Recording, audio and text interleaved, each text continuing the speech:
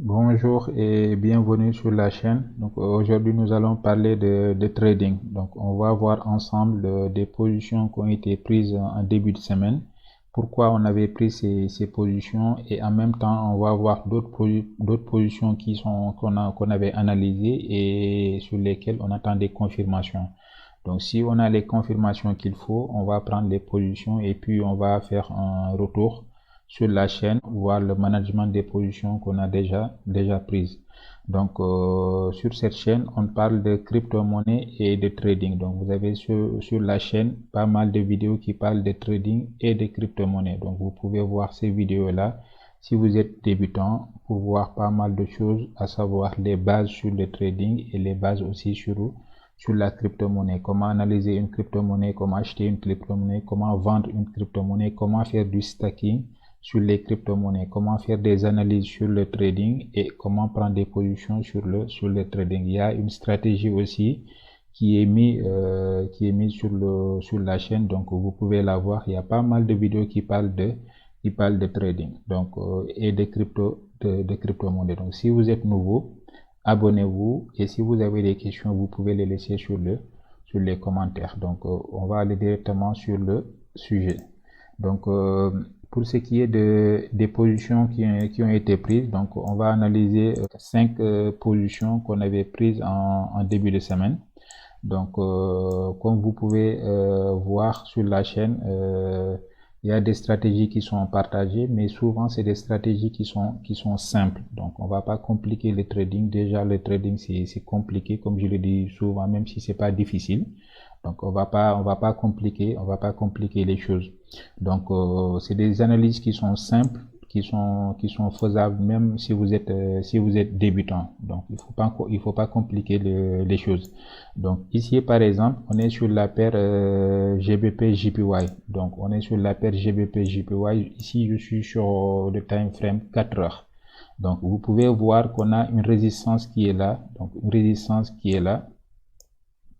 Donc on a une résistance qui est là et aussi on a un support solide qui est là. Donc vous pouvez voir que le support il est là, il est solide et on a une trendline qui est là. Donc je vais vous schématiser les choses. Donc on a une résistance qui est là et on a un support qui est là. Je dirais même deux supports qui sont là. C'est des supports plus plus. Donc on les appelle souvent des supports plus plus. Donc ici à ce niveau, donc vous pouvez voir qu'à ce niveau ici, on a une trendline. Donc cette trendline, elle nous fait office de résistance. Donc ici, on a un support qui est là. Donc quand vous regardez bien, on a ici aussi un double top. Donc on a un double top qui est là. Donc une fois qu'on a un double top sur une résistance, on peut dire que voilà la tendance haussière qui est là avec un double top qui est au niveau de la résistance. On peut se dire que voilà le marché il va changer de tendance et il va aller sur une tendance baissière. Donc quand on voit ça, on se pose pas de questions. Donc soit il faut prendre la position si ça correspond bien évidemment à votre stratégie. Donc la stratégie que je partage sur la vidéo sur la chaîne, elle n'est pas compliquée. On a une résistance qui est là, qui est solide. On a un support qui est là, qui est solide. On a une trendline qui nous montre que on a une tendance baissière qui est là. On ne se pose pas de questions. Donc on a un double top ici et la résistance qui est touchée une fois, deux fois, la troisième fois on prend la position. Donc quand on prend la position, vous avez vu le point d'entrée était là. Donc après la fermeture de cette bougie. Donc le point d'entrée il est là, vous mettez votre stop loss ici en haut, votre stop de protection, le stop loss ici en haut. Et vous pouvez voir que votre objectif il est là jusqu'au prochain support, c'est-à-dire le prochain support que vous avez c'est ici. Donc vous mettez votre take profit ici. Donc avec cette position vous pouvez vous dire que vous avez un RR de 6. Donc vous risquez 1 pour gagner 6. Donc vous risquez $100 exemple pour gagner $600. Donc quelqu'un qui risque $10, il va gagner sur cette position $60. Donc c'est une stratégie qui est simple, qui n'est pas compliquée et qui est facile, adapté même pour les débutants. Donc, comme je l'ai dit, vous avez ici à ce niveau, une résistance qui est là, qui est solide. Vous avez la trendline qui montre qu'on est ici sur une tendance baissière. Vous avez votre support qui est là. Vous ne compliquez pas les choses. Vous avez un double top ici aussi, pareil. Donc, c'est une confirmation qui indique que voilà, le marché qui était haussier sera maintenant baissier. Donc, avec ça, ici, j'ai pas pris de position ici. Donc, j'ai pas pris de position ici parce que j'avais pas vu la position. Donc, j'avais pas vu le marché à ce moment-là. Mais j'avais tracé déjà une trendline comme ça, et dès que j'ai eu la troisième confirmation de la résistance ici, je prends une position pour aller à la baisse. C'est pas compliqué. Donc, voilà la première position qui a été prise depuis le lundi. Donc, voilà. Donc, maintenant, on fait que attendre. Donc, ici aussi, on a la possibilité de manager le trade. Donc, c'est à vous de voir. Donc, on peut ici déplacer notre stop loss. Donc, le stop loss qui est là. Donc, notre stop loss qui est là, ici, on peut le déplacer jusqu'à ici. On peut le déplacer jusqu'à ici parce que ici, donc dans les normes, si le marché il nous fait ça, le marché il fait ça, il doit baisser. S'il nous fait ça, il casse ici, c'est que la tendance, cette tendance baissière là, elle va changer pour arriver à une tendance haussière. Donc, on va pas gagner beaucoup, mais on sera pas aussi perdant. Donc, le management de position, c'est très important pour quelqu'un qui fait du trading. Donc, sur cette position, on n'a pas à se stresser. Donc, on a une position qui est bien partie, on fait le management de la position et puis on reste en décalage. Donc, pour ceux qui veulent manager, vous pouvez baisser votre stop ici en break-even, c'est-à-dire en BE ici, ou bien le faire descendre ici en stop loss créditeur.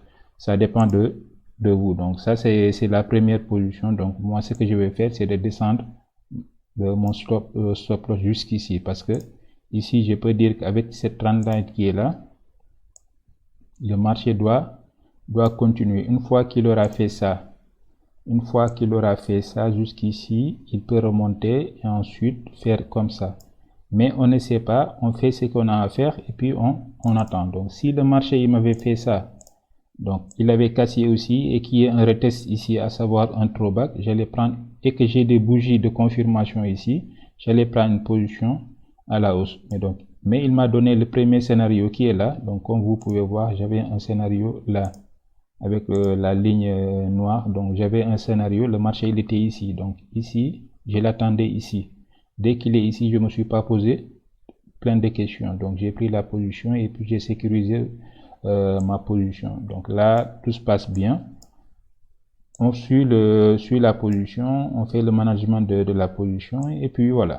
Donc, ça, c'était le GBP JPY. Donc, sur le time frame 4 heures. Mais j'avais fait les analyses avant sur le daily, sur le H4, voire même sur le H1. Parce que quand on part sur H4, sur H1, donc on peut voir que la tendance baissière, elle est confirmée. Donc, vous pouvez voir avec les touches là que la tendance, elle est vraiment confirmée. Donc, la tendance, elle est vraiment confirmée. Donc, le trading, c'est pas compliqué. Voilà. Donc, on va revenir voir les autres positions qu'on avait pris en début de semaine. Donc, on va se remettre sur H4. Voilà. Donc, après, qu'est-ce qu'on a d'autre? Attendez, enlever ça. Voilà, donc ensuite on a la position Euro Nasdaq, donc Euro NZD. Donc Euro NZD, donc on avait quoi aussi? La même chose, toujours la même chose. Donc c'est pas quelque chose de compliqué. J'ai ma résistance qui est là, donc je sais que c'est une résistance qui est solide parce que je l'avais analysé. J'ai un support qui est là, qui est aussi solide. Donc ici on peut voir que qu'on a on a une tendance haussière ici. Donc la tendance haussière, elle est là. Donc ici, on a une tendance haussière. Donc on voit que le marché il a touché combien de fois? Une fois, deux fois, trois fois, quatre fois, 5 fois. On va pas se poser de questions. Donc à partir de là, on peut prendre une position. Ici, on peut prendre une position. Ici, on peut prendre une position. Et ici, pourquoi pas? Donc j'ai pris une position ici. Pourquoi? Parce que déjà j'ai cette résistance qui est là, qui a été cassée.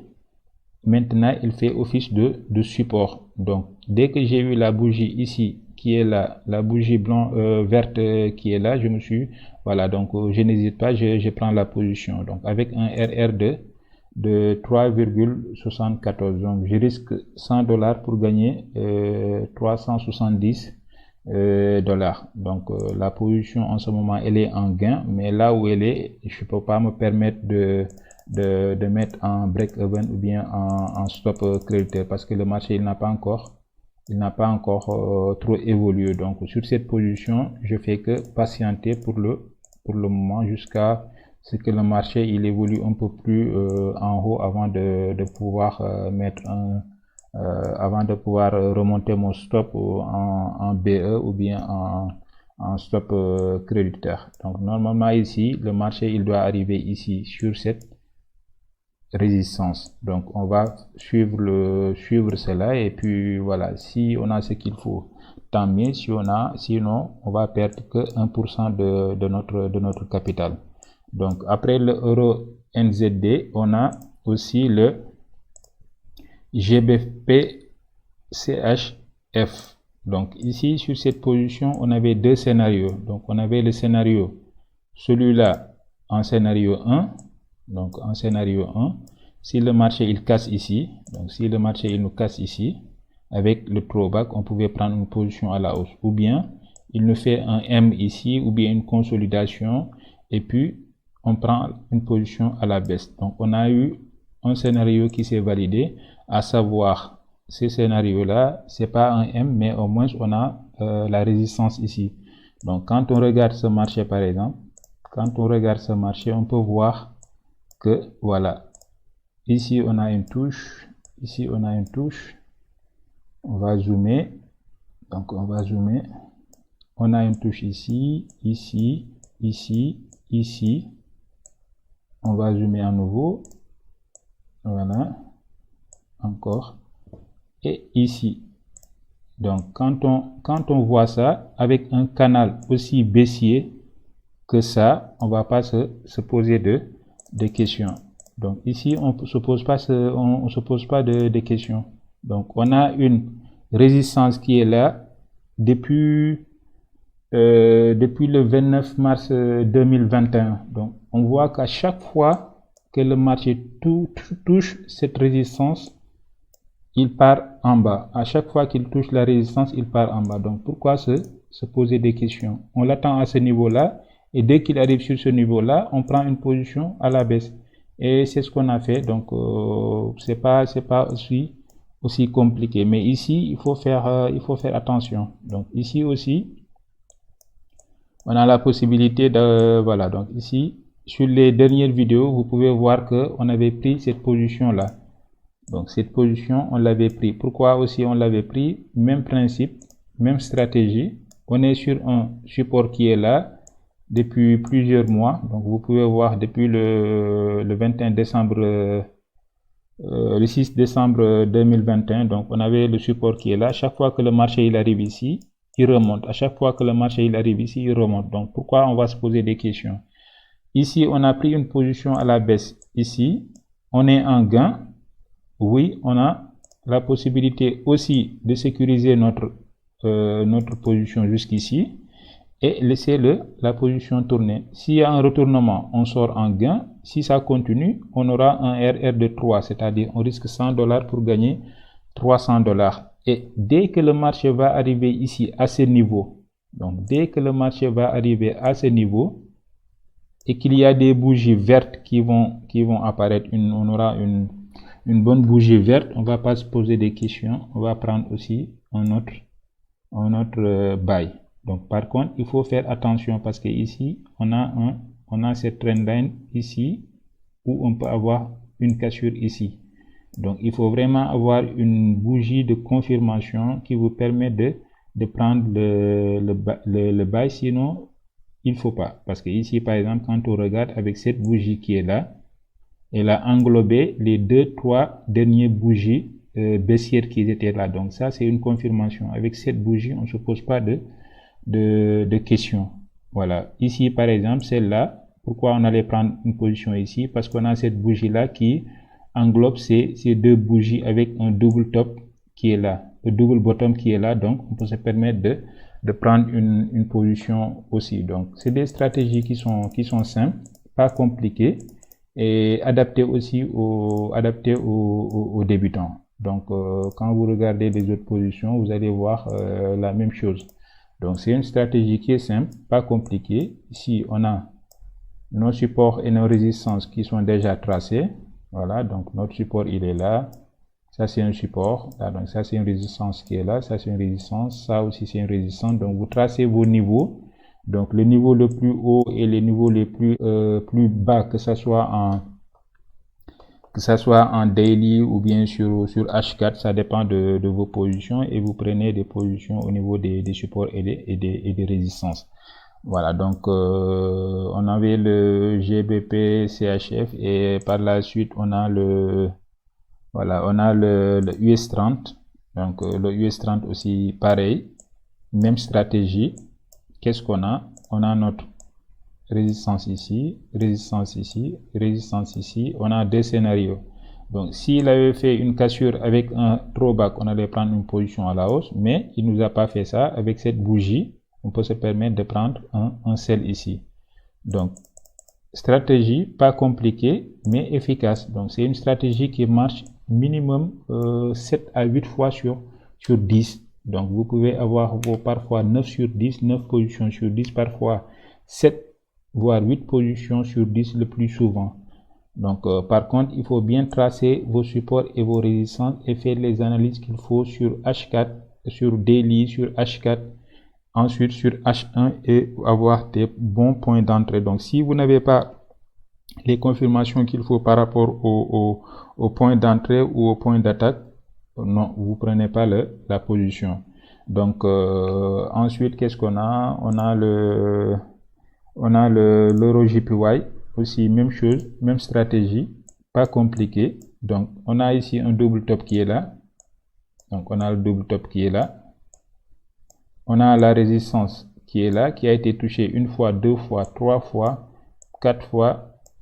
Je me complique pas les choses, je me casse pas la tête, je prends une position à la baisse. J'ai ici, voilà, ma résistance qui est là. Je sais que avec ça, le marché il a, avec un double top qui est là, le marché il aura tendance à changer. Donc une tendance, on était sur une tendance haussière.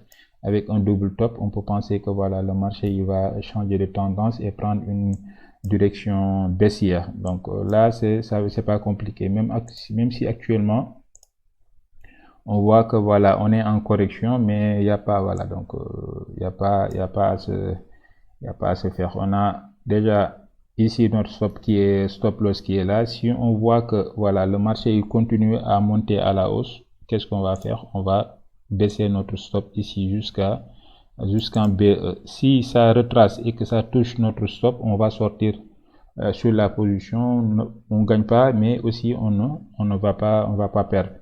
Donc stratégie simple, pas compliquée, voilà, adapté aussi aux débutants. Donc vous voyez, il n'y a pas d'indicateur ni rien du tout. Donc moi j'utilise pas les indicateurs sur ces positions, sur certains marchés et sur ces stratégies. Donc il y a des stratégies qui sont simples où vous n'avez pas besoin de compliquer les choses. Donc ensuite nous avons ce sont les positions qui étaient prises entre le vendredi et le lundi. Il y a certains qui étaient prises le vendredi, d'autres le lundi. Donc il y a d'autres positions qui sont là, qui sont en surveillance, qu'on va voir, et on attend la confirmation. Par exemple, sur cette position, on voit bien qu'on est sur une résistance. Donc on est bien sur une résistance, sur un canal haussier avec un double top qui est là. Donc un double top qui est là. J'ai pas pris cette position parce que j'avais pas vu le marché, donc j'étais pas là. Mais on a d'autres opportunités. Donc ça c'est une opportunité. Donc on peut avoir un marché qui est là et ensuite il va faire ça. Donc s'il fait ce scénario là, donc à partir d'ici, moi je peux me permettre de prendre la position. Donc j'attends mes confirmations. Donc si j'ai le scénario que j'ai mis en place, je vais prendre la position. Si j'ai pas le scénario, je prends pas la position. Donc c'est pas quelque chose de compliqué. Je prévois les choses à l'avance. Si j'ai les éléments qu'il faut, je rentre sur la position. Si j'ai pas les confirmations ou les éléments qu'il faut, je rentre pas sur la position. Voilà, c'est aussi simple que ça. Donc ensuite, qu'est-ce qu'on a? On a la position on a le BTC. Donc j'avais aussi fait une analyse sur le Bitcoin il y a quelques jours en indiquant que sur cette zone, on est sur une zone d'hésitation et de panique. Donc en ce moment, personne ne sait si le marché il va prendre la hausse ou bien il va baisser. Tant qu'on est sur cette zone-là, donc tant qu'on est sur cette zone-là, et je pense que ça va encore ranger quelques temps avant de se décider soit d'aller à la hausse ou bien d'aller à la baisse. Mais pour le moment, personne ne sait, tant qu'on est aux alentours des 28 000 et 32 000. Donc, tant qu'on est aux alentours des 28 000 et 32 000, on ne sait pas où est-ce que le marché il peut aller. Mais quand on regarde tout ce qui est fondamental, donc on a l'impression que le marché il va encore baisser. Je dis bien fondamental. Donc si on regarde, si on fait des analyses fondamentales, on peut dire que voilà, le marché il va continuer à baisser pour aller sur les 24 000 et pourquoi pas sur les 20 000. Donc c'est pas ce que l'on souhaite, mais avec ce qui se passe en ce moment au niveau du monde, que ça soit en Russie et tout ce qui se passe au niveau des crypto-monnaies avec l'histoire du Luna, donc toute la crise qu'il y a en ce moment. Donc on pense que voilà, donc le marché il va encore baisser un peu, mais on sait pas. Voilà, on sait pas. Il peut ranger quelque part pour prendre pas mal de stop loss qui sont là et puis reprendre de la force et puis remonter tranquillement. Voilà, donc on est sur une zone d'hésitation. Donc voilà, il faut pas. Moi, personnellement, je prendrai pas de position sur le BTC. Voilà, donc je reste à l'écart pour le moment. Donc ensuite, on a le NZD USD. Donc le NZD USD, donc on a deux possibilités ici. Donc on a deux opportunités, deux scénarios. Donc si le marché il remonte ici et qu'il nous fasse ça, on peut prendre une position à la hausse pour aller chercher ici. Donc pour aller chercher cette zone là. Mais tant que le marché il est en bas d'ici, il peut que baisser. Mais ici quand on regarde, c'est indécis au fait. Donc on ne sait pas si le marché il va baisser, même si on a un pullback ici, mais avec les petites bougies qui sont là, il n'y a pas de confirmation.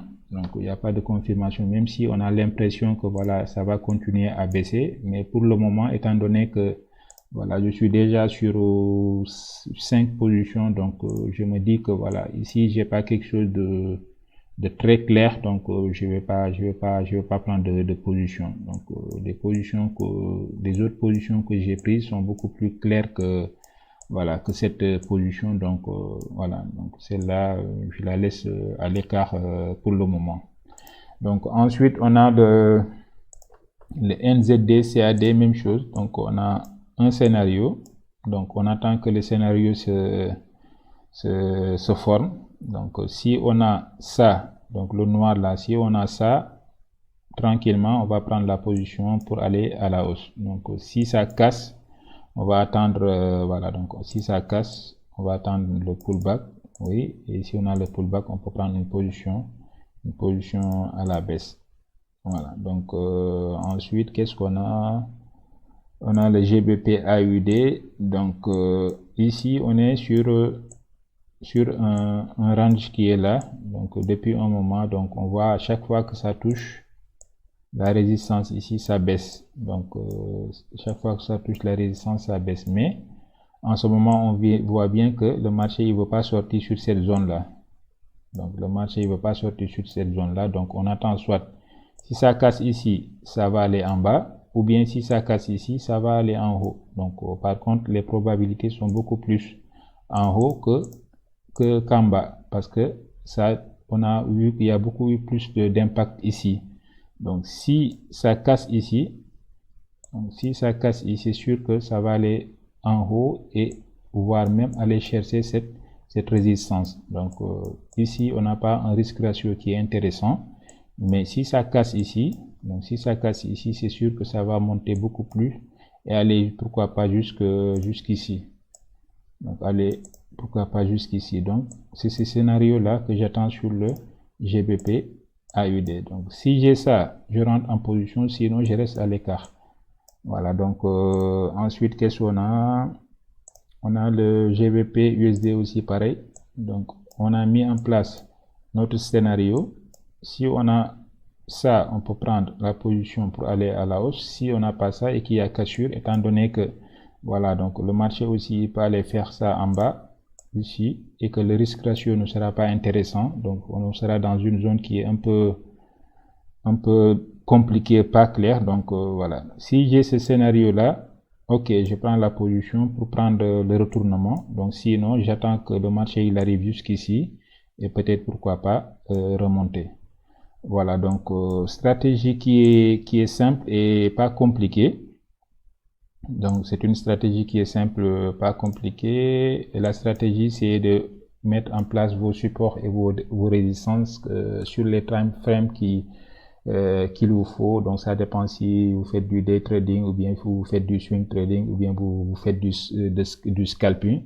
Mais c'est sûr et certain que ça marche beaucoup plus sur le day trading et le swing trading. Donc pour tout ce qui est débutant, je recommande pas de faire le scalping. Donc je l'ai dit sur pas mal de vidéos. Donc voilà, stratégie simple et compliquée qui est sûre. Si vous prenez 10 positions, vous allez gagner les 7 ou bien les 8 positions sur 10. Donc ici, vous allez perdre combien? Que 3 positions en moins ou bien 2 positions en moins. Donc si vous faites vos supports et vos résistances correctement, vous assurez de gagner les 7 positions ou bien les 8 positions sur 10. Mais il n'y a pas que les supports et les résistances, il y a des bougies qui nous permettent aussi de rentrer en position. Voilà, parce que quand le marché il vient ici, donc si le marché il vient ici, voilà, donc ici, et que vous êtes pressé de rentrer, vous prenez à la hausse, c'est pas bon, parce que le marché il n'est pas sur un niveau où vous devez prendre de position. Donc le marché il n'est pas encore sur le niveau il est là. Donc c'est ça le niveau. Donc c'est ça les niveaux. Ici, on ne peut pas prendre une position à la hausse ici. Ici, on ne peut pas prendre une position à la hausse. Imaginez que quelqu'un il avait tracé son support ici. C'est pas bon. Donc le support il est là en bas. Donc comme vous pouvez le voir, le support il est là en bas. Voilà, donc il est là en bas. C'est pas ici le support. Donc quelqu'un qui est pressé, il peut dire que voilà le marché s'est approché du support, il va prendre la position. Alors que non, le marché il va continuer à baisser dans les notes. Il va aller faire ça avant de remonter. Donc le trading c'est de la patience. Voilà, donc il faut vous former, il faut avoir la patience, il faut avoir les éléments qu'il faut, à savoir une bonne formation, une bonne psychologie et en même temps avoir un bon money management, parce que quelqu'un qui prend 10 positions et qui gagne les 7 ou bien les 8, il est tranquillement rentable, même avec 5 positions sur 10, c'est-à-dire il gagne 5 positions sur 10, il est tranquillement rentable. Donc c'est pas quelque chose de compliqué, seulement il faut respecter un bon money management et ne jamais dépasser les 2%. Donc si vous avez $1000, vous prenez que 2% de $1000 au maximum. Vous avez $100, vous mettez que 2% de $100 au maximum. Donc ceux qui ont de petits capitaux, vous pouvez vous permettre d'aller jusqu'à 5%, mais c'est beaucoup 5%, voilà, c'est beaucoup 5%. Donc moi je recommande toujours les 2%. Donc c'est ce qu'il y avait à dire aujourd'hui sur la vidéo. J'espère qu'elle n'est pas Elle n'était pas longue. Et puis d'ici fin de semaine, je vais faire un bilan des positions qu'on a pris aujourd'hui et vous aurez le récap des positions, le management des positions, qu'est-ce qu'on a fait, qu'est-ce qu'on n'a pas fait, si on est sorti sur les positions, si on n'est pas sorti sur les positions. Voilà, donc s'il y a d'autres opportunités aussi, je vais les présenter. Sur la prochaine vidéo, je vais faire la vidéo sur deux parties, donc une partie en français et une partie en Wolof pour le management des positions, où je vais détailler un peu la stratégie et pourquoi on avait pris les positions, et en même temps faire le récap des positions en Wolof. Et la vidéo en français, je vais juste faire le suivi de celle-là. Donc si vous avez des questions sur la stratégie ou tout ce qui a rapport avec les positions, vous pouvez laisser ça sur les commentaires. Donc partagez la vidéo, et si vous avez des questions, laissez-les sur les commentaires. Sur ce, je vous dis à très bientôt. Ciao, ciao.